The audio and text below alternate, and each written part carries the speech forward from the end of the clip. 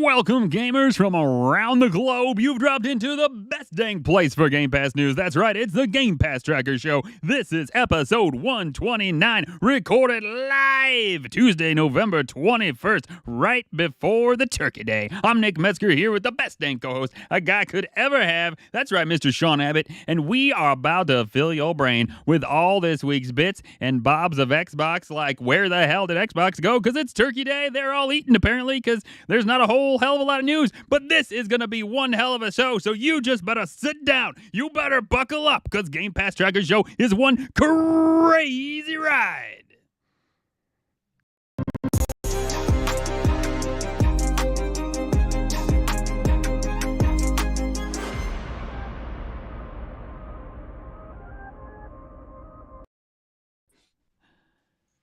Yo, what is up, everybody? Welcome to today's show. We just want to welcome you all to your favorite Xbox Game Pass podcast, the Game Pass Tracker Show. You can find us on pretty much every social networking site that's out there. Just look for us at Game Pass Tracker. If you have any thoughts or questions, don't hesitate to shout us in an email.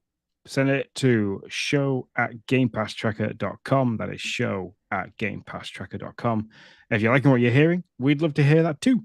So you can leave us a review on your go-to podcasting platform of choice. It really helps us grow and reach more fans like you who are already listening.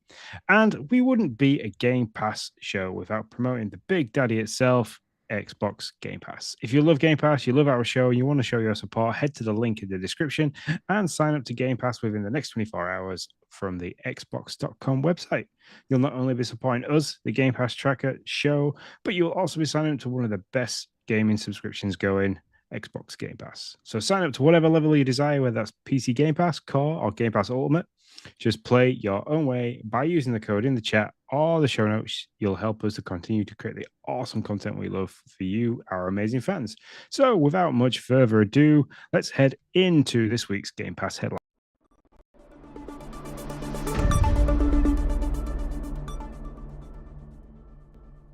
It's Game Pass headlines time. Welcome, folks.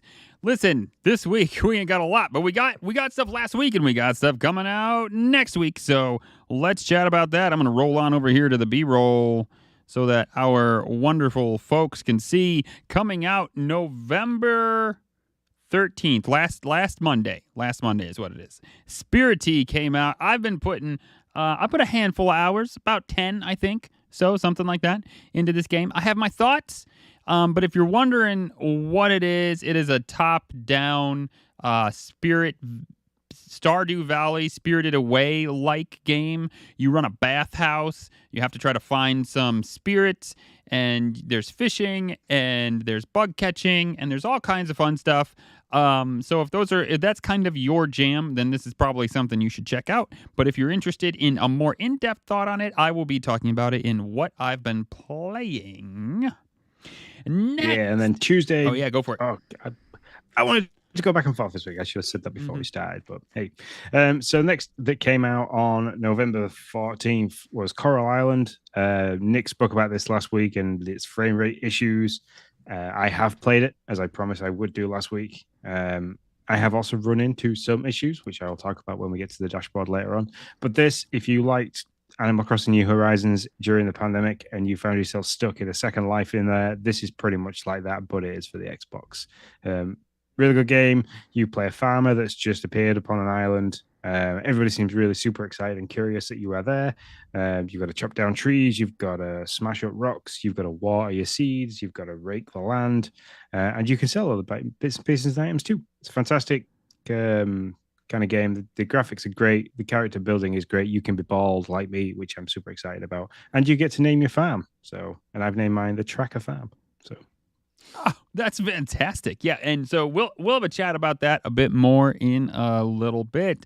Next came out on Friday, November 17th, Persona 5 Tatica from the Persona 5 world, obviously. This is a strategy game. Turn-based style. Yeah, turn-based style game. I went to the wrong one, Sean. I messed up. I'm not going to lie. I went to the one that's from a couple weeks ago. I looked at this a little bit because I was like, okay, everybody seems to be super hyped about Persona 5 and the fact that it was coming to the Xbox. I'm a big fan of Mario Rabbids, the game on the Switch where you get to, the turn-based strategy game on there. So I thought I will look at it. I will try it. I haven't yet. I daren't pull the trigger because I don't want to get sucked into another turn-based strategy game while I'm literally waiting for the DLC to come out for Mario Rabbids Sparks. So, I'm going to be very interested to know if you get sucked into this because I don't know. I don't see it. But anyways, if you need, it was day one on Game Pass. It's available everywhere. It's after strange incident, the phantom thieves find themselves in a grave danger until a mysterious revolutionary rescues them and offers a deal in exchange for their help. Assemble an all-star team of heroes and a brand new story in this thrilling combat adventure set in Persona's iconic universe. All right. And for the games we have this week. Yeah, coming in the next week. First one on the list is Dune Spice Wars, which is coming to cloud and console. It's already available now via PC Game Pass, but it will soon be coming to Xbox consoles and to cloud gaming on a beta type platform. This is a 4-time real-time strategy game from the developers of the critically acclaimed Northgard, set in Frank Herbert's groundbreaking Dune universe. You must lead a faction in battle for the control and dominance over a harsh desert planet of Arrakis, which I believe I might have slayed that by. I do apologize. You did better than I would have. Let me tell you that much. That's for sure. All right. Next, we have the EA Rollerdome game. Welcome to 2030. In a world where corporations reign and the lines between reality and performance are blurred, the public are kept distracted by brutal new blood sport. Rollerdome. Experience an adrenaline-pumping third-person action shooter that blends high-octane combat with tricking mechanics. Do you have what it takes to become the champion?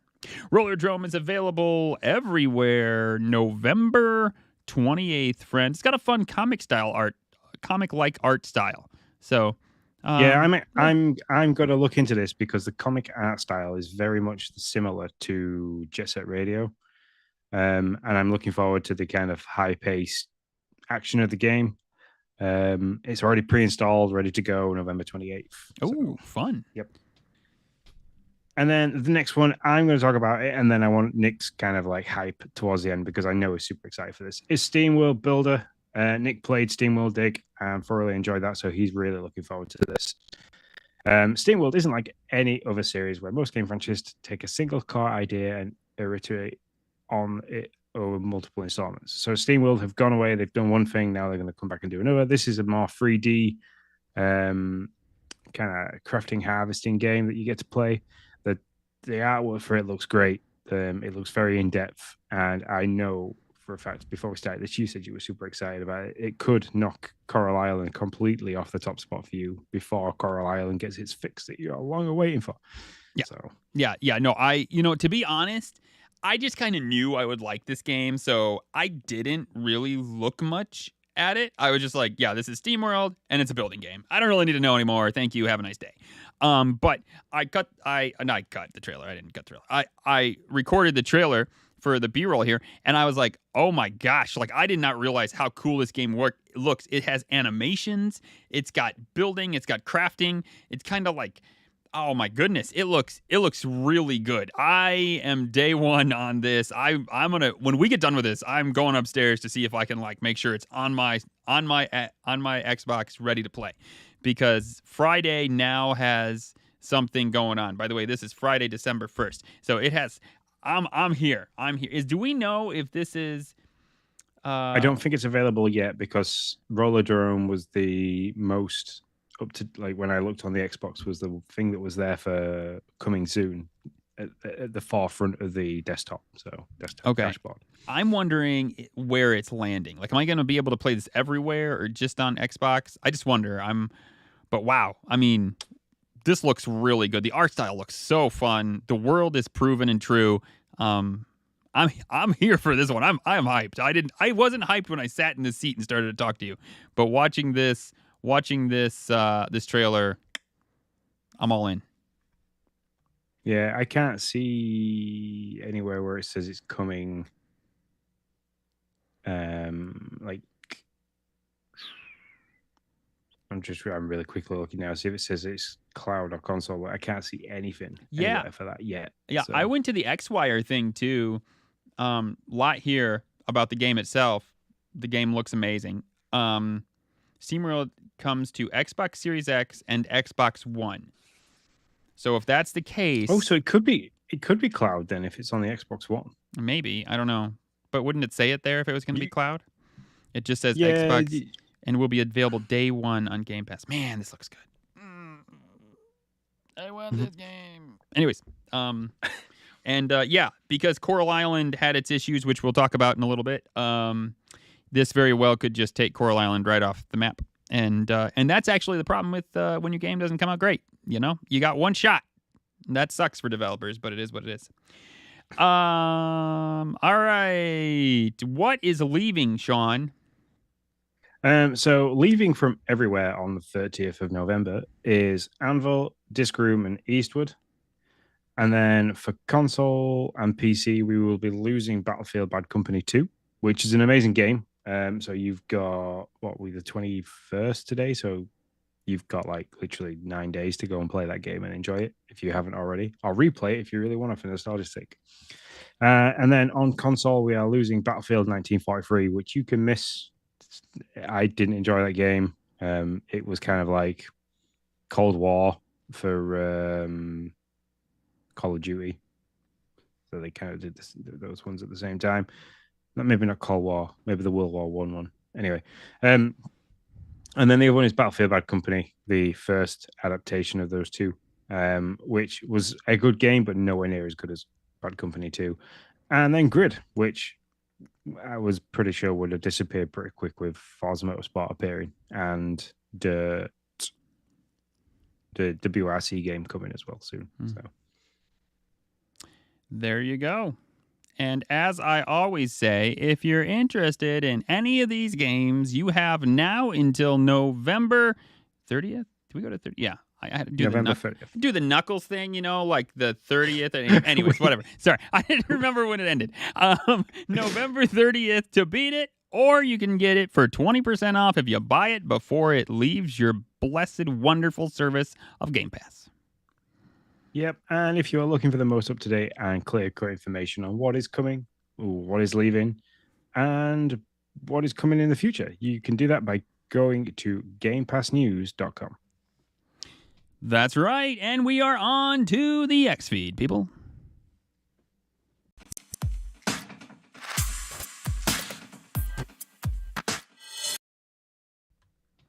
Oh boy. There is difficulty in the Xbox Series S world, my friends. I tell you. So there's a couple things here. One, I have told you my angst with Coral Island in the last episode. Sean decided to make this prophecy that it may possibly be because I'm playing on a Series S, and I was like, no, Sean, couldn't be. Well, I'll be if the Coral Island developer didn't come out this week and say, hey, by the way, that problem that you're having, that's only for Series S players. Sean, how is it even possible? Aren't these the same systems, one's just more graphically intense? Like, I'm confused, man. I thought I knew what was going on here. The only thing I can think is that it's to do with the processing power. So... And when they say it's coded differently, because that was I think the quote was that it was coded for the Series X. So the Series S wasn't dealing very well with that code. Is that it must be the amount of lines of code that it's trying to deal with at any one given time. Because I think there's something like 14 teraflops in the Xbox Series X, and I think there's like 7 in the Series S. Correct me if I'm wrong with that. But it must have to do with the amount of lines of code that it's receiving at any one point as to why it's crashing. And it's obviously being bombarded with that much information that fast it can't process it. So it just kind of goes, nope. That's the only reason I can see it, because, that's possibly what's also causing the frame rate issue, that it's trying to load things that quickly all the time. But you're having the frame rate issue on X too, right? I mean, we'll talk about. I am, but not not consistently and not constantly. So only around certain points, which, like I said, we'll talk about in the dashboard. Yeah. But yeah. So the issues that they're having though with the 1 terabyte with the, I want to call it the chunky Series S, because is that it's to do with the paintwork on it that they're having the issue with. Yeah. Who's talking here? Chris Kajawaski? I don't know who this guy is. Yeah. So he sat down with Mobile Syrup, which I believe the company that they modify consoles and paint them after the fact. So I'm assuming that they're just taking the white plastic of the Series S and giving it a coat of paint. Mm-hmm. So they're saying that they just run it. It's nothing internal that they're having issues with the Series S, by the way, the 1 terabyte one. It is literally all just cosmetic issues that they're having. So they're saying that like they were struggling with discoloration, weird spots of color and weld lines on the plastic that looked like there was tiny cracks appearing in it, and then certain areas of the plastic being how the paint's taken to it has been shiny rather than matte black, which is obviously the color they're aiming for, is it to be matte black. So. Yeah, well, so the thing is giving them trouble on the inside and the outside. I mean, I understand this is only for the outside, but the S in general is having inside problems as well. So that's delicious. They want me to buy an X, Sean. That's what Phil's trying to get me to do, but I'm not going to do it, Phil. I'm not. You get this shit figured out. I want my S to work like you said it would. That's it. I'm done. I'm out. Yeah, I mean, they said it took more engineering builds and cost more money than it typically would, or than we would had initially scoped. But there was no pushback, no complaints about that. It was understood, and we have to get it right. So they took some time. They spent some money on it. So if you are in the market for a discless next gen console and you don't want to go to the PlayStation for that, because they are doing a discless version as well in the Slim, you could buy a 1 terabyte carbon Series S. And I mean, it looks the part. It looks great. Mm-hmm. So the carbon black is nice. I have the Series X, and it hides really well behind the TV. It doesn't pop up anywhere. So, but I'm not going to buy it, Phil, because you're going to give me that stupid thing that you rumored or you leaked or whatever happened. I don't remember what it was called, the Brookline or whatever it was. I want that thing. Give me that. Then I'll buy it. I'm holding out for it. Sean says it might not come. I don't think it will. Look, my prophecies at the moment. That's true. Good. That's true. You're rock solid for prophecies. What else? What else are you gonna say? I bet SteamWorld build will probably blow up on your S, Nick. Why don't you just prophesy that, huh, Sean? Why don't you just pee in my cornflakes a little bit more? I honestly hope that game works really well for you, because I know how excited you were for Coral Island, and that Spirittea isn't quite there for what you want it to do. So I'm genuinely sad, and I'm really happy that the developer that has actually come out and said, we're working on patchworks for that. And finally, after you bombarded them on X. I did. I was like thumbing up everything. Literally, they would put something out and like half the replies would be like negative. I hearted every single thing that I could find. I was like, yep, amen. What they said. Yep. I was like, I bet I probably like silenced on their Twitter. But I shut up once they came out and said their piece. Anyways, I'm sorry. I could talk a lot about this, but I really shouldn't. Moving on. Starfield update 1.8.86 now is live, and you can eat food on the right away. Yeah, I believe this is rumored to be called the Chunks update. Sure. As a nickname, just because you can now eat the chunks of food that you find in the environment and drink all the vital drinks and stuff that you find instantaneously. There's a lot of other stuff in there that's out there, which is, we're joking around the fact that obviously the title of the show is speed eating, which you can now do in Starfield, and Thanksgiving. So yeah, I think a lot of people are kind of making the joke that you can now eat food instantaneously because it's Thanksgiving. Yeah. But there is NVIDIA DLSS support, so they're giving compatible NVIDIA graphic cards. I'm assuming this is aiming at PCs and stuff like that. Can now use DLSS super resolution, which allows you to have a low latency and a better frame generation. As obviously by popular request they have there that they've added the ability to ingest food and drink items upon finding them in the environment, which you could do that in Fallout. So I don't know why they didn't just carry that straight across, because that makes absolute sense. There is performance and stability updates. So they've adjusted a number of memory release issues and leaks. They've added some GPU performance optimizations. They've improved render threading models and improved CPU usage, and various stability and performance improvements. Gameplay-wise, they have given a little bit more scope on the stealth. They've said it's been more forgiving.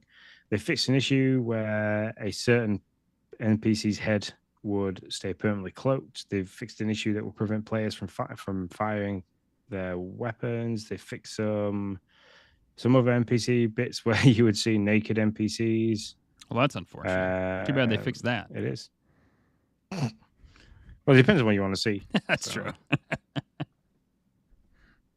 Looks like they've fixed some people have been having a rare issue where the home ship would be lost, but they have fixed that issue. Fixed issues with the ship services technician, which would be a big pain in the ass for him not to be there because you can't repair your ship. He sometimes goes AWOL, but he's now there all the time.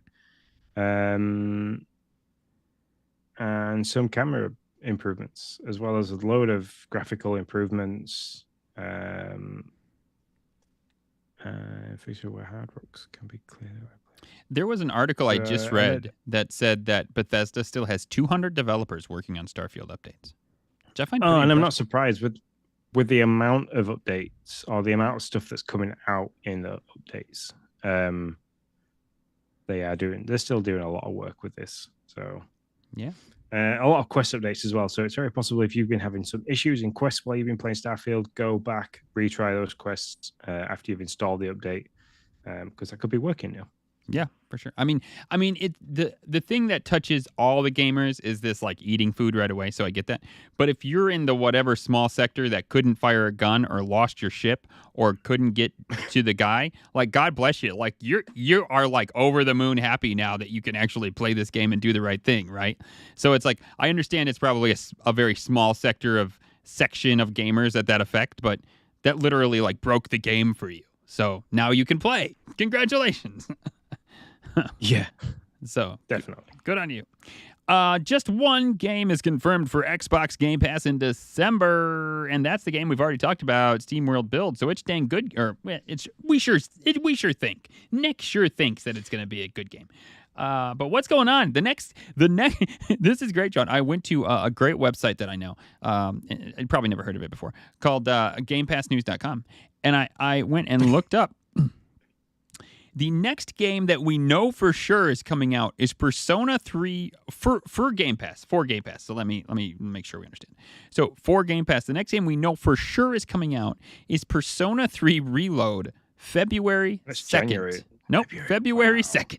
So Xbox has a little bit of a story to tell here. Like what's coming out in the next 2 months, Xbox? I don't know, but this time last year we said that December wasn't going to be a great month. And then we got High on Life, Lego Star Wars, and a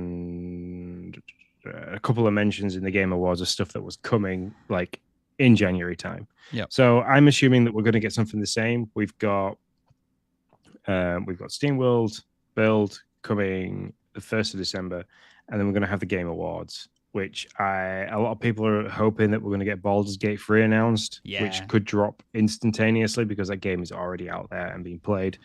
But I also think we're going to see a couple of little indie games appear as well for the holidays. Yeah, dude. Listen. If Baldur's Gate 3 comes out, and I mean, I don't know if I would love this game or not, but I would certainly give it a go. I don't know a whole lot about it. I mean, I know it's really a zeitgeist game right now. Hit big, people loving it. If that fell onto Game Pass, like day and date with Xbox, I mean, I understand it's already out for PlayStation, but day and date with Xbox, that would be huge, and you really could right away the rest of December and I think you'd be quite happy. Like you could be done. And I know it's not going to be everybody's game. It might not be my game. But to say, yeah, you got SteamWorld Build and Baldur's Gate 3 in December on Game Pass, throw in a couple extra indies for fun, have a nice day, see you in January. Like, I mean, it'd be done. Yeah. Turn the lights. So turn the lights off in the office. We don't need to come back in for Christmas. Yep, yeah, that's 100% true, and I could really see that being a thing. I know I should know this, and I think we looked this up last week, but I don't remember shit when longer than like a day. When is the game? Oh, December 7th. December 7th is the Game Awards. Okay. Yeah. And I think let me see, what am I working December 7th? I'm on days, which is always nice. So I'll be like catching that at some point on my dinner at work, which is always fun. But it would be like midnight to 4 a.m. for you, right? Something like that. Isn't it like, doesn't it start at 8 or 9? I didn't think it was that late. Yeah. It wasn't last time.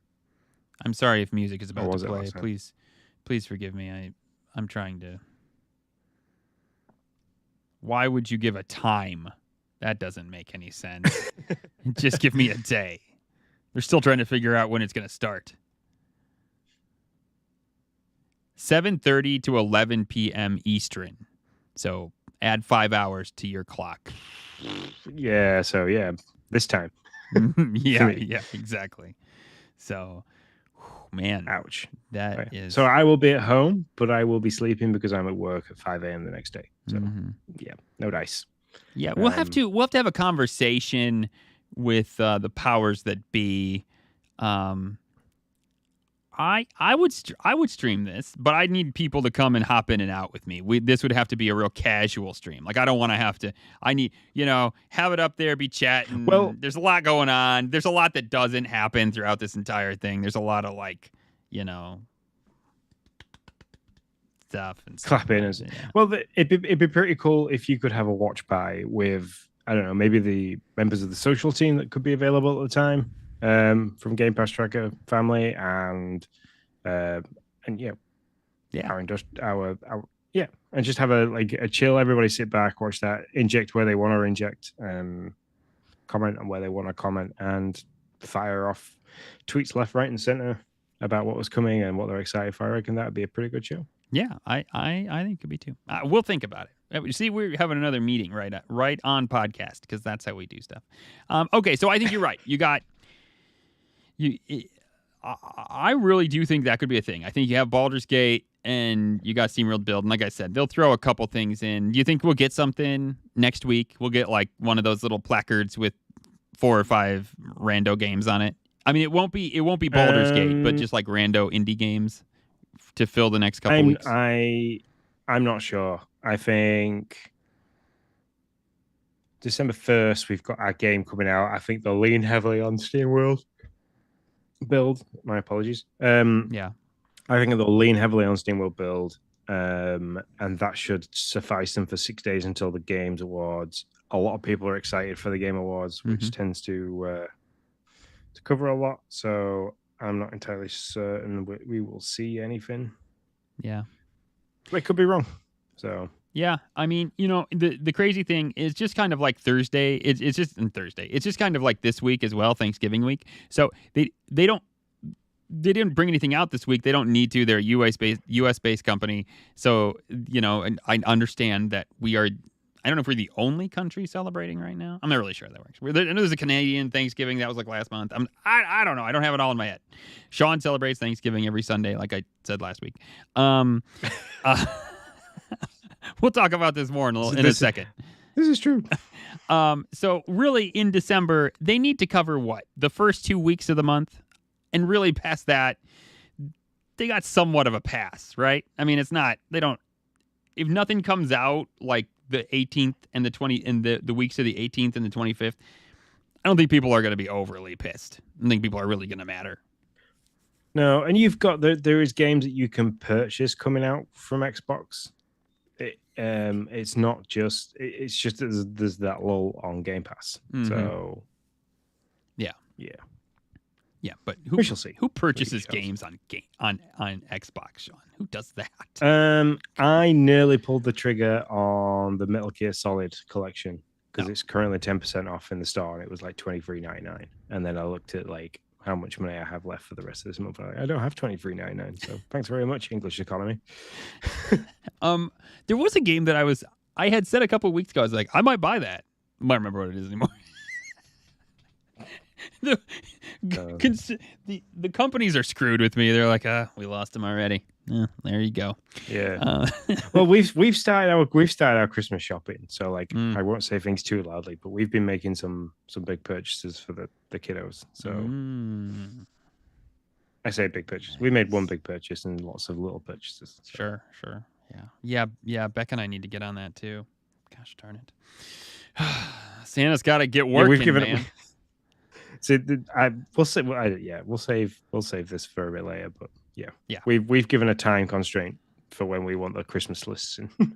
I think this podcast doc has just totally taken a shit. We're just like whatever at this point, like we told you what games are coming out now. We're just gonna talk, like speaking of we have squirrel moments. We said this to people when we first ever launched, and we continue to say it every week. If there is a hole, we will go in it. That's true. And we will squirrel our way through that hole. Slightly awkward. I might have to cut that for later. Just going to say. Sean Abbott, if there's a hole, we'll go in it.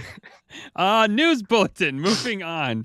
Jusant adds multiple new features in free Xbox Game Pass update. None of those really have to do with regular game mechanics. They're mostly accessibility. You don't have to hold the triggers now if you don't want to climb. The stamina can be gone if that is something that is frustrating you.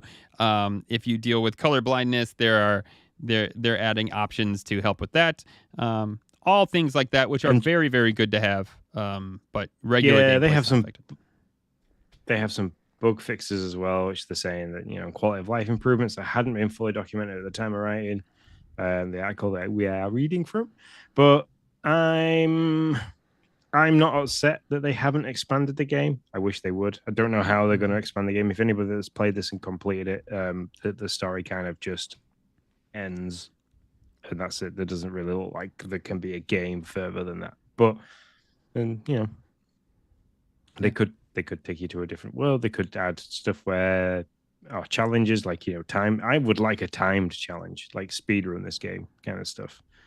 But yeah, it was a beautiful game, and I'm glad they've added some bits to make it more accessible for other people that might not enjoy the game as it was. Yeah. Yep. 100%. So that's our news bulletin. That's it. Feature story. It's Thanksgiving. What are our Thanksgiving plans? What are we doing? What's up? How's things going? I have family coming to my house, Sean. That's what I'm doing for Thanksgiving. We kind of bring everything. So one person cooks the main meat dishes, and then people bring stuff. So I got the turkey and the ham because we do both because we're just rebels like that. My wife makes this stuff called corn cake. It actually, I think, used to be called corn casserole, and then Ariel started calling it corn cake when she was 3, and it stuck, and now everybody calls it corn cake. So it's like, I mean, she's not wrong. It's that's why it stuck. It's like a cake made out of corn, and it's really fantastic. It's got creamed corn and whole corn, and I don't know. It's like one of my favorite dishes. Then my aunt's bringing stuffing and yams. My mom's doing mashed potatoes. Oh man, green beans from my other side in-laws, from my in-laws, and everybody's just bringing a shit ton of desserts. I mean, really, it's a feast, and it's always fantastic. So once you finished eating all this food,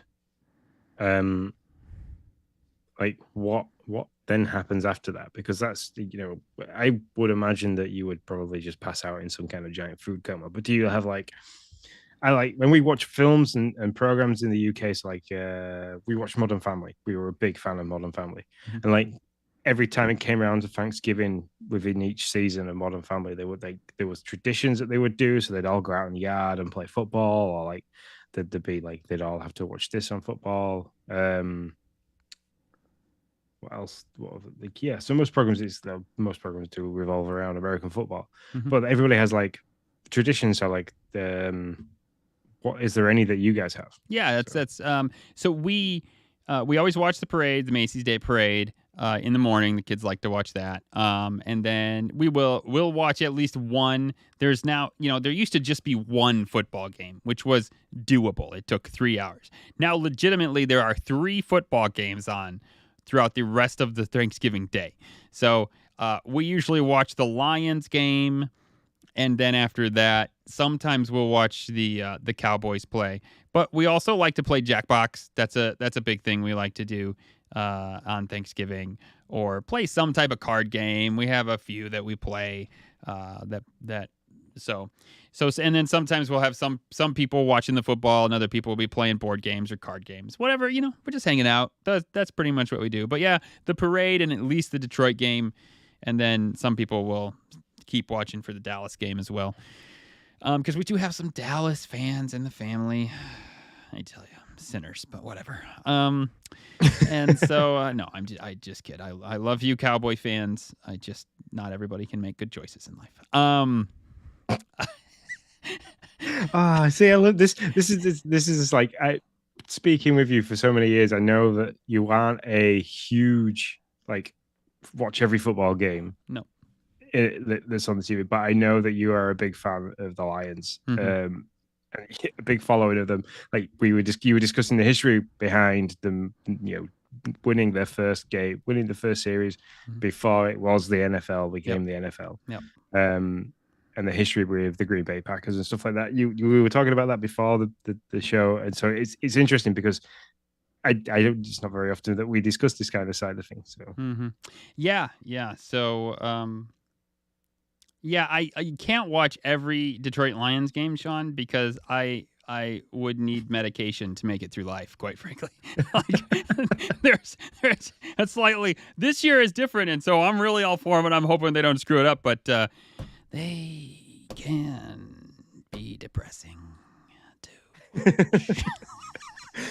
See, I get this. I have the same feeling with that 2021 Abu Dhabi Grand Prix race, where Max Verstappen absolutely bullied Lewis Hamilton off the track, and the FIA screwed Lewis Hamilton. And I will say this openly, they screwed Lewis Hamilton big time. They've actually changed the rules, so that can't ever happen again.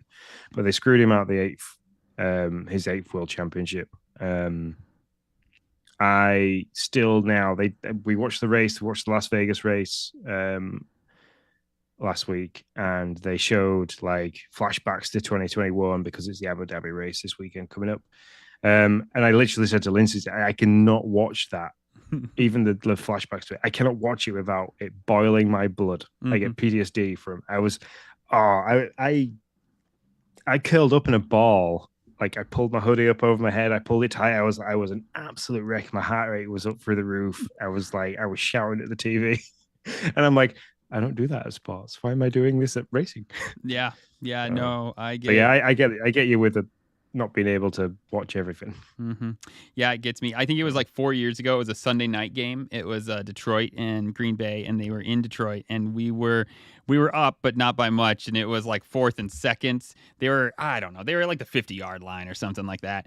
And so they still had half the field to go. And Rodgers threw this Hail Mary shit pass that somehow miraculously they caught in the end zone. It was gut wrenching. And not that we've really had much of a shot to win that season anyways, but that was just the last thing. And then of course, every Detroit game, they're well, Detroit's up. Remember that one play a week ago or 2 weeks, all the way through? Let's flash back one more time just to take a dagger out and shove it through the Lions' hearts one more time. And it was just oh my God, I swear. So yeah. Anyways, this isn't sports talk. We're sorry. But yeah, that's what Thanksgiving entails for us. That's what we do, and we love it. And this is what happens when Xbox doesn't give us enough news to talk about. So take that, Phil. Well, it's prompt. We've got Thanksgivings in 2 days. So everybody that'll be listening, anybody that's watching live, will probably be making all their Thanksgiving plans. And I know it's a nice thing to share, and people it is. We are two dads as well as gamers. We are also two dads, so we have family and everything. Oh, speaking of dads, Coral Island, you really effed me over, because if you were not, I don't have kids for 2 nights this week. They're at different grandparents for 2 different nights. I could be playing, but because your game sucks, not game is really good, but you because you have some bugs. Okay, I'm sorry. Because you have some bugs, now I can't play it. I'm actually thinking about buying Super Mario RPG because I don't really have a game that I want to play. Wow. Yeah. Well, let's go into the dashboard and we can talk about what is so bad with Coral Island. Shit, we have a dashboard?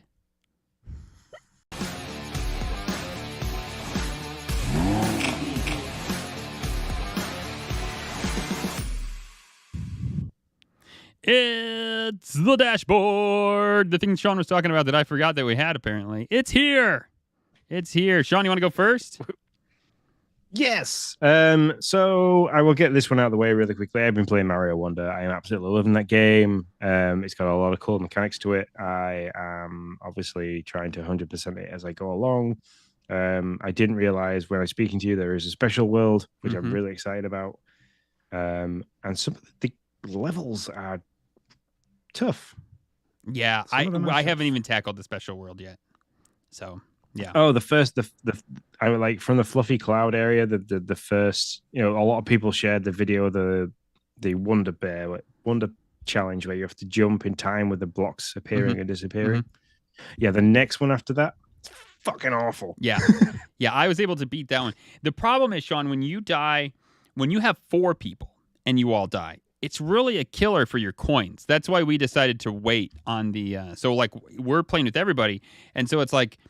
It really only takes 2 deaths, like 2 playthroughs. And if everybody dies in those 2 playthroughs, you're back to the beginning, and the little freaking worm is taking 50 of your coins. So yeah, we decided to wait on that because it was like, well, we don't really want to use all of our coins just trying to beat the special world. So, but no, it is a great homage to Super Mario World for sure. And I played 2-player with Logan, and I completely feel you for the whole Noah in charge thing because it seems to swap and change, and that really annoyed me because we were doing that one where you had to hit the timer blocks and then run to the next timer block and collect stuff, and he was just like trying to tear ass through the level, and I was just like, dude, no, slow down, we need to get this coin. So there's like 3 or 4 levels I know I need to go back to because I did them with him and he just tore straight through them. So yeah. Pro tip: ban. And I know this sounds weird, but ban Nabbit and Yoshi for kids when you're playing in a group. Because if you have them and like you're struggling in an area, they don't die.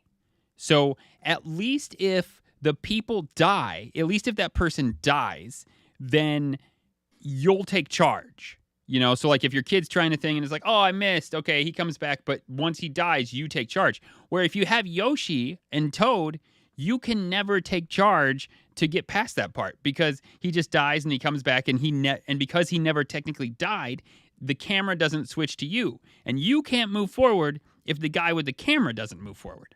So yeah, we banned Nabbit and Yoshi because it's like, I'm sorry guys, but sometimes it's like it got really frustrating on some jumps where it's like he can't do it, and normally I'd just be like, I got it, don't worry, nice try, but that doesn't work. So no. Yeah.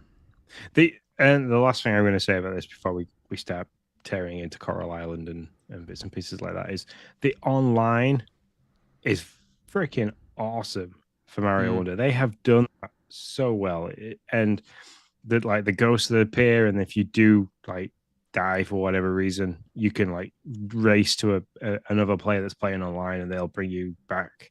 The heart system works really well, so when you help people, when you finish together, the heart system builds up. I think I'm like at 2,500 hearts. I don't even know what these hearts standees are. It's just a way of showing how helpful you are to people. Okay. So like every time you rescue somebody, I think you get like 50 hearts or something like that. And you finish a level together, you get 100. And then there's the standees that you can put down, and like you can collect those. And it's just fun. It's just fun to be seeing people like running through the level. People put standees in places where like there might be hidden stuff which can really help you out. They also put them in places where it's just absolutely nothing. You spend ages trying to get to this random standing, and you're just like, oh, they did that because it was really hard to get to there. But yeah, it's just good fun, and you can hit X on the control pad, and you can put up a smiley face, and like if there's like 3 or 4 of you running through the level together, you can all give smiley faces, which is just a really nice way to connect to other Mario players without having all the toxicity of shouting down microphones to each other and stuff like that. That's really cool. Yeah. And so if you're wondering why hasn't Nick done that, you can't play online with 4 players. And I've literally only played this game with 4 players. Yeah. We played on Sunday. World 4 is long, by the way, or at least it seems long. Because we went back. Is that the mushroom one? No, that's the desert one. Oh, the desert one I did pretty quick. I just did that one. No, I don't know. It took us a night, and I think we're pretty much through most of the levels. We just have to beat the baddie, and then we're done. And then that'll be our last dragon around the ship thing. So see what happens after that. Okay. All right, let's talk Xbox stuff. So Coral Island. Do you want to talk about that first, or do you want to talk about other things you've been playing before we? No. We both played Coral Island, and then we'll jump in. I actually am going to ask your advice on one of mine over here, and I think you know which one it is. So let's talk about the one we've both been playing. I mean, so I have Coral Island. I have talked about my issues. It stutters a lot. I can't give stuff to the museum because it crashes. I have literally, and I mean, I was joking. I have not been that annoying to the developers. They don't deserve that. But I have reached out to them numerous times, and so they not admitted, but they said, hey, yeah, there's an issue with the S for sure. Not to me, but publicly. I'm not that special. There's an issue with players on the S, and we're working on it, and we're gonna try to get it fixed. And they won't say that, hey, once we'll be able to fix this without losing your save. So I don't want to play because I don't know if my save file would be intact from playing. So I want them to at least get the hotfix out, see what that does to my save file, and then move forward. But yeah, there's sound issues, frame rate issues, and if you're on the S, there's some crashing issues. So that was on the S. What do you got, Sean? So what I've got on the X is pretty much the same, but just not constant and not consistently. So the sound issue that I think you're talking about is common on the X. So when you're chopping down, you're swiping with the axe, you get the axe swiping sound, but then you don't get it striking the tree sound. And it's the same with breaking rocks and stuff like that. You don't get that striking noise. So where you usually expect it to go chunk, chunk, chunk into the wood, you don't get anything. Mm-hmm. So that's one thing. And then the stuttering or the frame rate breakdown, I only ever get when I'm coming out of the map or when the game first loads, like from walking through a door. They are the only times I'm getting any frame rate issues. And that might happen. It might skip 2 or 3 times and then it'll be okay. Or it might skip 2 or 3 times and then you'll start walking, then it'll skip like another 3 or 4 times, but then it'll be okay. Which, once you've been playing the game for a while and you've got an idea of where things are, is okay. But when I had no clue where the carpenters were or where the general store was or what I was looking for, because that's not very self-explanatory, you're kind of looking at the difference of symbols. It was really annoying to be hopping in and out of the menu all the time and then it stutter and then be in and out of the menu and then it stutter. And I was like, okay. So... yeah. And the only other thing I've done as well is I've turned the music down because it was quite repetitive. So see, I like the music, but then I haven't played super long, but the time I had it with, I liked. Although I do think there is another sound issue that it doesn't fade into new areas. It's a very abrupt, like you think of Starfield, when you get to a different area, it kind of fades into this crescendo. Here, it's just like playing one music. You go to the village, and it's just like this hard stop into a different song, and it's like, okay, that sounds very abrupt. So I think that's an issue too. The other thing I had with it is where it was going from night to day was really the only change that I could sense in the music massively. But when we were playing Animal Crossing New Horizons, every hour the music changed ever so slightly, and I really liked that. I got because playing Animal Crossing New Horizons got me into lo-fi music. So, because just how chilled and simple it was. So I think that's kind of what it's missing is the difference in times and the music changing in the times. Other than that, the game is fantastic. It has so much potential. I think some of the characters, like where they pop up, like the avatars, not the actual people that you see on the screen all the time, but the avatars that pop up while you're talking. Some of them, the designs are great. They very resemble some Disney characters in my eyes. So yeah, that's kind of what I wanted to bring up too, Sean. Like if you're listening to this being like, wow, you shit on this game last week, now you're talking about it more. It's kind of like that player that not to go back to sports, but kind of like that player in sports that you keep critiquing because you know how good they could be. You know, like you're just like, you could be so good, and that's why this one hurts more than like some Game Pass games are like, yeah, that one's not the best, I'd stay away from it, whatever. But you see the potential in this game to be the like Animal Crossing of Xbox, and the world feels so good. When you look at the map, the way they've built it all out looks so good. They've given you this great space. They've given you all the things the cozy, comfy, crafty gamers love to do. Like, it's all there. Like, all they have to do is fix these issues. Good news, they can be fixed. They really can. These are not the end of the world issues that are like, well, the game's broken forever. Too bad. No, they can be fixed. But that's why I bring it up for a second week, because one, they've admitted I keep saying admitted, that's the wrong word. They've said, hey, listen, we know there's issues. They've acknowledged the issues. Yeah, acknowledged is the right word. Thank you.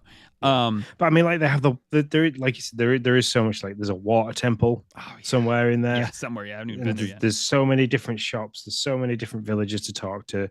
There's just, this is like, it's not very often that I jump into a crafty kind of game. Like, it's like Animal Crossing absolutely sucked me in.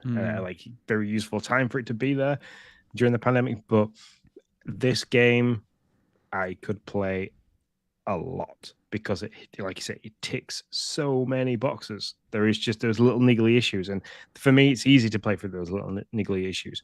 I'm gonna go and try the museum after we finish recording into this evening, and I will feed back to you whether or not that works. I'm hoping it does, and I don't have the issue of it freezing. But I want to know, because that's what they say. They say that X players are not having the crash on the museum issue. Yeah, so I will figure that out. I will go visit the museum. I will figure those 10 items that I need to get, and then I will say Sean gave me a really great idea, which I don't know why I've never thought about doing it. I told him that a lot of times I can make it there's a cutscene. When you give the 10th item, what happens is there's a cutscene, and it's a cutscene about the museum getting bigger. He's the museum curator is talking to you, and he's like, yeah, don't you think this is small? The museum could be bigger. And somewhere between you dropping the 10th item in and him talking about the museum, and right before he's about to be like, hey, yeah, let me show you some plans I have. Somewhere in between dropping the item and when he says that, the game crashes. It's not always at the exact same spot. Sometimes you immediately drop the item in, game crashes. Sometimes you start talking to the guy, but I've never made it farther than, I want to make the museum bigger. Let me show you. And then it kind of goes dark, like you're about to see what the museum could look like or what he wants to do, and then it crashes there. So it always crashes no further than there. Sean gave me the idea of skipping that cutscene. So I'm going to give that a shot and see if that works. See what happens. So, but yeah, that's Coral Island, and I don't have much else to say. Do you have anything else on it there, sir? No. It's got lots of potential, and I'm looking forward to playing it some more. And I seriously hope for you that they fix everything on the Series S. Oh, I appreciate that. All right. So I've been playing Spirittea. I talked that this game is a good game, but it wasn't for me. And I was really struggling last week. I didn't want to say too much about it because I hadn't figured out what I had an issue with, I guess is the best way to say it. So I put in probably about 6 to 8 more hours on Friday and Saturday. And here's what it is, Sean. I figured it out. The game loop of going to the bathhouse, doing the bathhouse thing, like helping the spirits out in the bathhouse, running that, making sure that's there, that is somewhat fun. You get the money from that, and then you go and you upgrade the bathhouse, or you can buy items from the shops. The thing is, there's two issues in my mind. One, when you do the bathhouse, all you know is how much money you made from your day running the bathhouse. You don't know. What they don't do is they don't break out enough what spirits give you what money and why you get that money. So it's like, so you know me. I like to do the spreadsheet thing, right? I like to find the gaming system, break it down to the minuscule amount, and figure out how to maximize my potential for the time there. I can't do that because they refuse to give me that information. So I go in the bathhouse. I don't know if helping the big spirits makes me more money or less money or the same money, or helping the little spirits are better because the big spirits take a lot more of my bath. But I don't know. It doesn't say hey, that guy gave you 50. They call them logs, but whatever. And this guy gave you 20. I don't know. So I think that's part of the issue. The other part of the issue is, and this might be a creative decision on their part, but I think they went too far. And Lord knows, I love playing games where you have to figure everything out. But they don't tell you squat about what is going on in the world. You said it was hard to figure out the map. The map in Spirittea is literally just a map. You can't scroll over and see if that's the bar, the karaoke bar, Bruce's house, Bob's house. You can't see any of that. You can go to the house. The best way you can tell is by going into the house and trying to talk to the person to see who they are. And then when there's an issue of hey, the spirit needs something, yep, there's an issue with the spirit in the garden. So you go and you talk to the person who's well, I don't know. I guess you'll have to figure out how to distract the spirit in the garden. And it's a little bit too much just figure it out. We're not going to give you shit to do that. That it's man, Friday I played for 5 hours, I think. And I helped 2 spirits. And I can't maximize my money in the bathhouse because they're not giving me the information to do that. And I think those are the issues. So the game is really good. And if you really like to do the figuring out the nitty gritty things, trial and error testing, then this could definitely be the game for you. I am not knocking it. It's just not the game for me. And those are the reasons why. And so I just kind of wanted to explain that. It took me a bit to figure out why it wasn't for me, to be honest. And so, but overall, the game runs great. It's got a really pretty pixel art style. I mean, it's got that Stardew art style, which is pretty. If I at least I like it. And it has a good game loop of bathhouse to upgrades to bathhouse to upgrades to do stuff in the town. And you can be friends with everybody. And that's the other thing they don't tell you really. They tell you, hey, you should befriend people in the town because they'll help you in the bathhouse. But I've befriended people and they've given me items, but they've not asked to help me. So I don't know. I just feel just a bit more information would be helpful to keep me on track, or to keep me feeling interested, because right now I just feel like I'm running around. Somebody's putting curry noodles in my text boxes. I have no idea what to do about that. None whatsoever. I'm just very confused. So anyways, that's my issue with Spirittea. Sean, last game, I need your help. Uh-oh. I know that you have spent a good deal of time, or I believe you have in the past, in Minecraft. So here's the deal. We are highly addicted to this game. My son, me, and my daughter. We are in survival. We're playing on the regular difficulty. We found this awesome, basically stone mountain. And I had the idea to take that stone mountain and carve it into a house, basically, a mansion. And that's what we did. Lots of play over 2.5 weeks. We have 4 different stories. Each of us have our own story. And then there's a communal basement, a walkout basement onto the sea where you can fish. There's field, and there's a ranch, and there's a pool. I mean, it's freaking awesome. And we've had a absolutely great time. I put the kids love getting animals. So we made the ranch down in the basement, and they put animals in there. Oh my gosh, it's great. They got leashes. They're doing the thing. They know how to do that. I don't even really care. I just build shit and mine shit. And then I've made a couple bridges over ravines. I put a because I wanted it to be green. I put a dirt roof on top of the mansion, and then I built trees. So now we can like mine trees for oak and stuff. It's fantastic. Here, my son, I was thinking this in my head, and my son asked me this morning. We were both in the same mindset of like, we really think about like what's next about this game when we're not playing it. Sean, I don't know what to do next. Like what? Like he's like, Dad, what do we do? And I'm like, well, we're a little resource poor. Like I was hoping in the mountain of stone, somewhere in the middle, we would find a good bit of resources. We didn't, so we can go mine for resources and make some other stuff that we don't have. But like, what am I trying to do anything, or is it because if this is it, that's fine. But is there an ending-ish to the game, or am I pointing in something? Tell me. So yeah, you need to go to the Nether. Which to get to the Nether, you need to build a Nether portal. To build a Nether portal, I believe you need 1, 2, 3, 4, 5, 6, 7, 8, 9, 10, 11, 12 bits of obsidian. I believe it's obsidian. Okay. Do I just got to mine down? Just to try to find it? Yeah, but you don't get obsidian just from mining. There's stuff I can't remember off the top of my head how this is made. So this might be something that you need to kind of either look up, which I think I had to do at the time. Yeah, sure. That's fine. But once you've made, so you get the stuff to make a Nether portal. So once you've made the Nether portal, you use your flint and steel, which you would normally use to make fire. You use that in the center of this square base. Well, it's a rectangle that you make. You make it 3 across. 3 across. Leave a gap at the bottom. So 1 empty space. Okay. 3 up. Empty space, 3 across, empty space, 3 down, empty space. So you basically get like the inside bit looks like a rectangle. You can make this anywhere on the map you want. You can make it. You can make in your mansion that you built in the side of the mountain. You could make a Nether room, which I'd advise to do. I'd make a Nether room with chests and stuff for like cooking and crafting.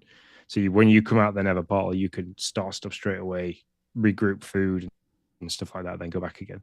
And when you go to the Nether, you are looking for I can't remember the crystals, ender crystals. You need to collect so many of these things, and then you can open an ender portal and you go and defeat the ender dragon.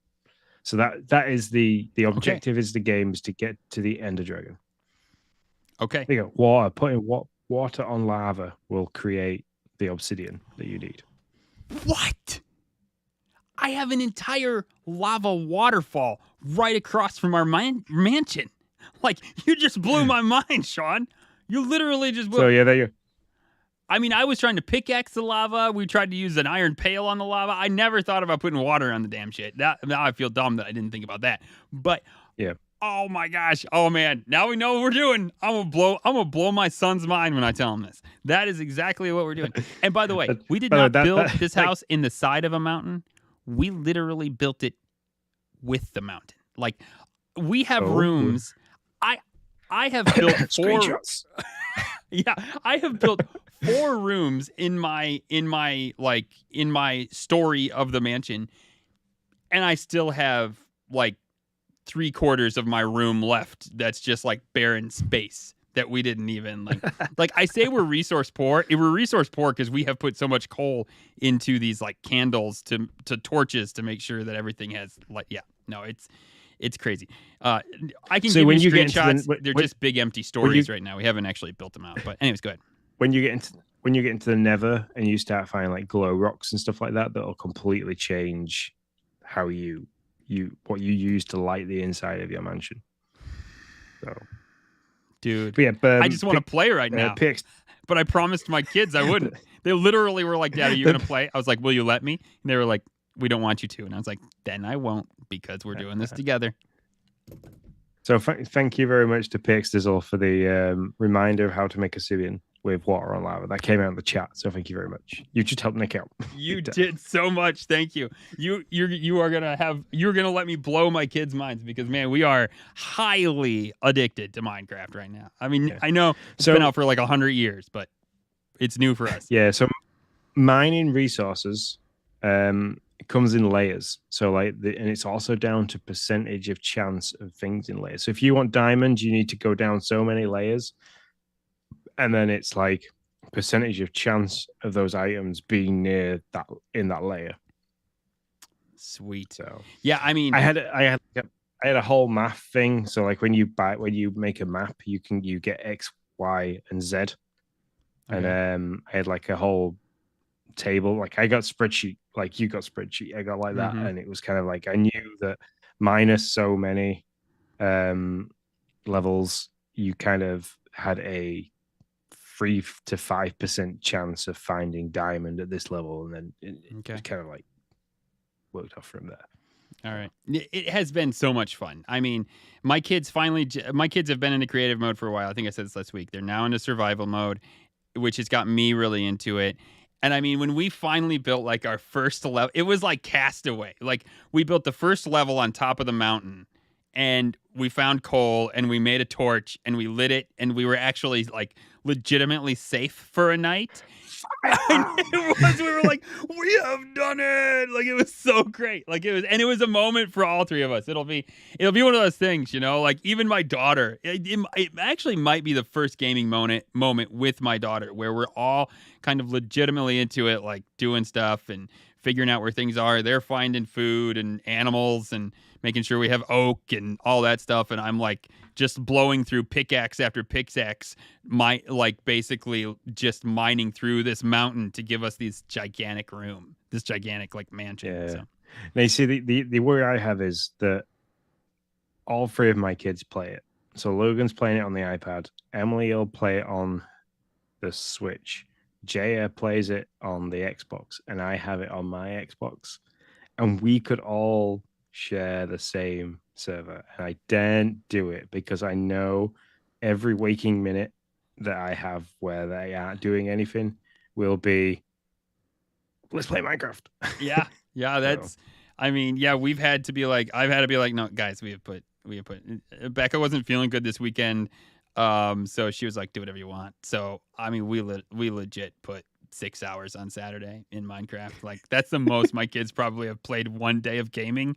Like we're pretty severe about like 1 hour a day, sometimes 2, and a lot of times during the week they'll go like multiple days without playing. But yeah, like 6 hours of games in one day was a lot for my kids, and they loved it. They were like, I can't believe Dad's letting me do this. But it's been great. Yeah, Pick Stizzle said he that's how his kids got into gaming, was from Minecraft. And it's a fantastic gateway into it because it's such a simple game on the face of it. You can play creative mode, you can create the biggest, most spectacular house you want. You can, and then like Emily and Logan was the same. Like Emily really loves axolotls, so she has like a big axolotl farm, and Logan at the moment is really into putting skeletons in lava for some reason. I don't know if it's something he's watched on YouTube, but he keeps making up these really weird traps, and they're really clever, the traps that he makes for these skeletons. So like it's that, and then I like the whole redstone. Once you get into the Nether and you start finding redstone, then you can start automating stuff, making the and or gates. So like you can make switches. So if you press this switch and this switch, it will do this. And it's just, it then becomes a really like educational tool as well. So yeah, no, it's been a lot of fun. And I literally I had plans to buy Super Mario RPG and be like, hey guys, let's just come together and play this game. But it's like, nah, I'm not, just no reason. Like they're not going to care about it. They are sucked in. When I read about the trees, because I told him, I said, man, we're using a lot of oak. We got to figure out what we got to do here. And so then I looked up, and it was like, I tried making them, and they weren't working. But then I found out it was like, I think it's a 5x5 plot is what you need. So, and I was like, well, we're going to have to make it out in the forest. And then I thought, we have a gigantic roof that we're not doing anything with. And so we put all these trees on the roof, and I was like, I don't know if this is going to work, guys. I have no idea if we're supposed to water them, not water them. I was like, I'm just going to leave them here and see what happens. And then Noah was over across the water, and he looked up, and he's like, where did that forest come from? And I was like, what forest? He's like, that forest. I was like, that's our house. I was like, oh my gosh, it worked. And we were all like, what? There's just so many moments like that where it's just been like, we have a forest on our house. And so, yeah, it's been a really good time. So thanks, Minecraft. Thanks, Xbox. It's been good. We kind of already started party chat, so I'm not even gonna just play it. I'm just gonna let's do the party chat thing. Okay. Woo. There you go. It's party time. Yeah, party time. Yeah, there you go. So that's what I've spent most of my gaming time, especially doing is Minecraft. So how have you been, man? Yeah. I've been good since we last recorded. Friday, I took Lindsay's grandma shopping, as we do every Friday, unless her dad's up from where he lives. It's kind of something that started during COVID, that we were buying her food and taking it to her because she's got COPD, so we didn't want to risk the COVID situation. And then unfortunately, like, we lost Lindsay's grandfather during COVID. So it's kind of just carried on every week. One of us takes the shopping, either me or Lindsay. She likes to go on Friday morning. She likes to go down to the market. She likes her bread fresh. She likes all the vegetables from the market vendors. So I take her down there, and we go to a couple of places. We chat and stuff like that. This week she had an issue with her oven, so I had to fix her oven as well on Friday, which was quite an easy fix. Quite happy about. And then Saturday I worked, and then Sunday was Logan's, like, he called it his guys' day. So he took 3 of his friends go-karting to a local indoor track that's near us, and they had a blast on that, and then took them for some chicken nuggets and chocolate shakes, and then took them trampolining, which was a really good idea, to fill them full of chicken nuggets and chocolate shakes when they're going to go bounce around. As long as it's not your trampoline, who cares? Yeah. So they had a blast. They were all really tired by the end of it. Lots of sweaty kids. But good time. So we did that, and then I'm back in the gym yesterday, which was nice. Back to running and lifting. Just felt quite good. And then today I had a half day at work, and then I went to the gym again. And then before we started playing, I booted up Coral Island and played some Coral Island. Yeah. Cool, man. And any other opportunity I've had to pick up the Switch and play Mario Wonder while Logan's asleep, I've been doing that. So while Lindsay reads on a night, she likes to read for a bit, like 20 minutes, half an hour on a night before she goes to sleep. So I've been like sat in the bed playing Mario Wonder. I like it. Yeah, we're going to play Mario. My mom and I, we agreed that we would play, because the two of us can play, the kids get in there, like you're saying, and it's kind of run over. And it's fun. Like, I'm having a great time. I want to finish it with them. But it gets a little crazy. So mom and I, after they left, I was like, do you want to, once we beat this once, do you want to play this together? And she was like, yes, please. So, and I think with two players only, you can still play online. I think that's true. Yeah. This is true, yeah, because when I've been playing it with Logan, he was like, where are all these ghosts coming in? And I was like, oh, there are other people playing Mario at the same time as us. And he really thought that was crazy. Blew his mind. He was like, these people are playing at the same time as us. I was like, yep. Yeah, that's cool. So it'll be fun to have the online on while mom and I play. And so we'll go through it again and probably 100% it. I don't know if we will with Noah and Ariel. So we did that. I like having conversations with Logan about Mario, because like it's something that obviously I've played since I was a kid. Like, I first played my first Mario game in 1989. It's like, and that blows his mind that I played Mario when I was his age, and he's like, "Oh, Daddy, could you do this in Mario?" And I was like, "No, you know what Mario I was playing at my age." I said, "This is it. You have played it." And he's like, "Really? That's the only one you had?" I was like, "Yes, that is the only one we had." And he was like, that sucks. He's like, poor you. Yeah, it didn't suck at the time. That was awesome. It was like, you got really good at it. You knew all the little shortcuts, because there was no there was no continues, there was no save points. So they had to explain to him the revolution of save memory cards and stuff like that. And I've loved the NSO expansion pack in terms of like having all the old games, because like every time we kind of sit down and he hasn't got anything to play, we go back and we play some of the old Mario games, and it's like I've got the nostalgia feeling, but then at the same time watching him play and struggle in the same places I can remember struggling and things like that. So yeah, it's fun. Yeah, I took I think wow, when I mean, we were podcasting when I did it. So, but that's becoming less and less helpful. Um I took anyway, I think it was like 3 or 4 years ago. I took Noah through all the Marios. We did 1, 2, 3, and then went on to Super Mario World and struggled like shit and made it through N64. I will never do that again. Made it through the Super Mario 64. And then what's next? Oh, Super Mario Sunshine. And I think we stopped there. Which is funny because like one of my favorite Marios is Galaxy, but we stopped at my favorite one.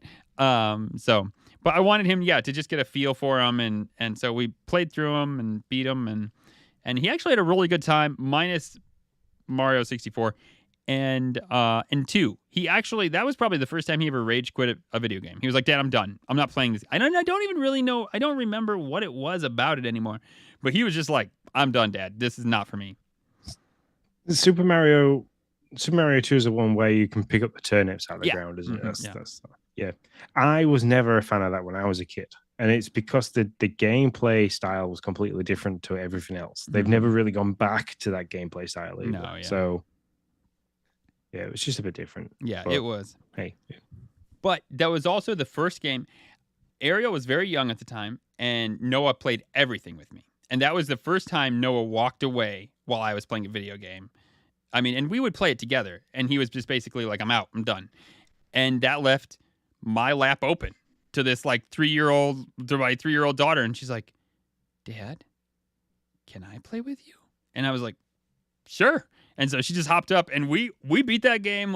We beat that game. She'd play every once in a while, but really, she was like on my lap the whole game. Like, we just beat it, and she was just like, I don't know, I think it was just like a dad-daughter thing, and she was just like happy to be like, he's playing video games, and it's just me and brothers somewhere else not bugging us, and this like she thought it was great. So, yeah, that'll always be a memory. Yeah, I mean, kids and gaming is really good because I always remember that it was like my dad would control it. I would help every now and then. I would be like Ariel to like was to you, but I'd be like that to my dad. So like I'd sit on his knee, we'd do this and other bits and pieces. And like I did the same with Jaya when I introduced Jaya to the Xbox, because like she played a little bit, but it was more just the gimmicky side of the Kinect bar. So she played the Disney Fantasia style game where like you could fire the fireworks off.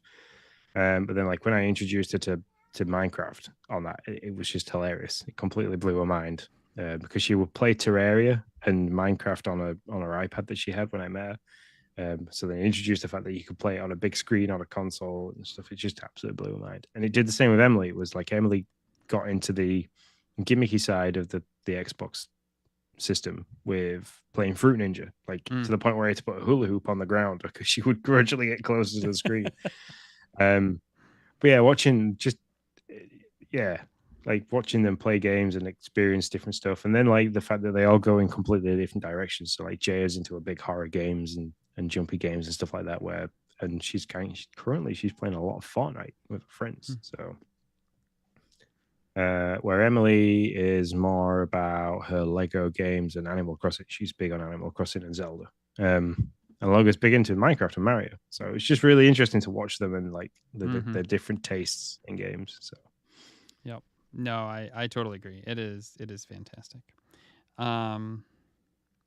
Yeah, I think that's all I got. For all of you people who listen, I do want to say this is an exciting thing for me. So, or who watch, and we have had some sketchy Skippy podcasts, live streams every once in a while. I host because I have all the stuff to host, but I don't have the internet to host. Well, my friends, I'm getting fiber on Friday.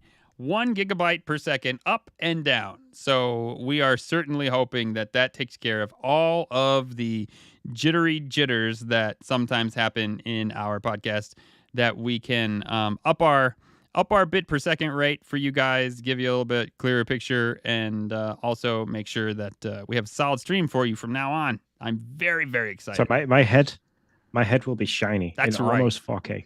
That's right. I'm gonna put so many bits per second on this sucker. It's like ray tracing. Like they'll be able to do the Forza, the Forza thing. Like it'll be just fantastic. So that's right. So excited about that.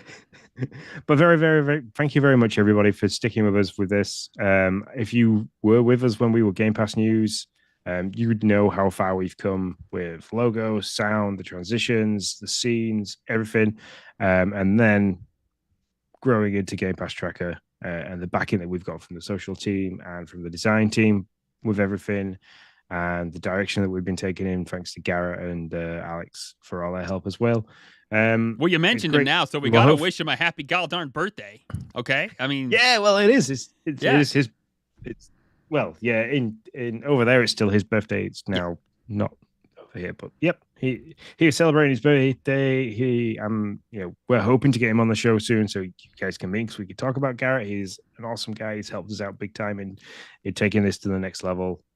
He's the brains behind Game Pass Tracker on X and the direction that things get taken. Absolutely awesome guy. So we look forward to bringing him on the show. Happy birthday, Garrett. Yeah, we hope you're enjoying it. But anyway, guys, thank you very much for sticking with us. Thank you very much for listening. Thank you very much for watching. Go remember, all our social stuff is at Game Pass News. You can find us on any social media app that is out there. If you want to send us an email, remember it's show@gamepasstracker.com. And please give us some feedback, some like on your podcasting app of choice. And until next time, from me and Nick, we shall see you later. See you later, guys.